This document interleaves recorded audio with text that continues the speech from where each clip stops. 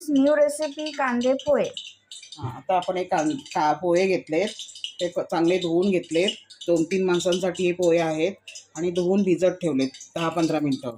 नंतर इकडे कांदा घेतला, 2-3 मिरच्या घेतल्या, 5-6 कढीपत्त्याच्या पाकळ्या घेतल्यात, कोथिंबीर घेतली थोडी आणि बटाटा घेतला एक उकडून चॉप करून.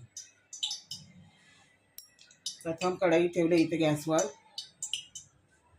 त्यात 2 चमचे तेल टाकलंय.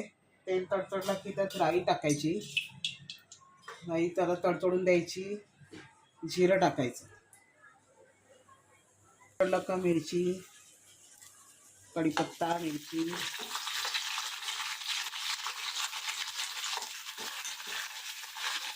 कांदे,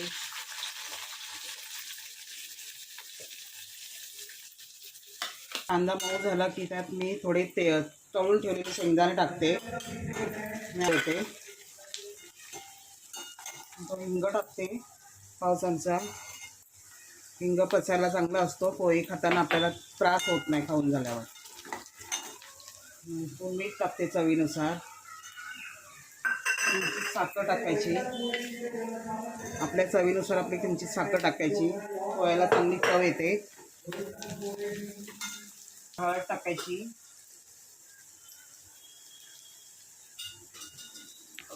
वरून पोहे टाकायचे. हे पोहे 15 मिनटं मी धुवून ठेवले होते, चांगले मऊ झालेत आणि मऊसूत पोहे होतात. अगदी गार झाले तरी ते खायला चांगले लागतात. वरून हा बटाटा टाकायचा, वरून ही कोथिंबीर टाकायची. आता हे पोहे आपले तयार आहेत खाण्यासाठी. आपली रेसिपी तयार झाली आहे कांदे पोहे. खाऊन बघा, करून बघा आणि सांगा नक्की. विसरू नका लाईक, शेअर, सबस्क्राईब. थँक्यू.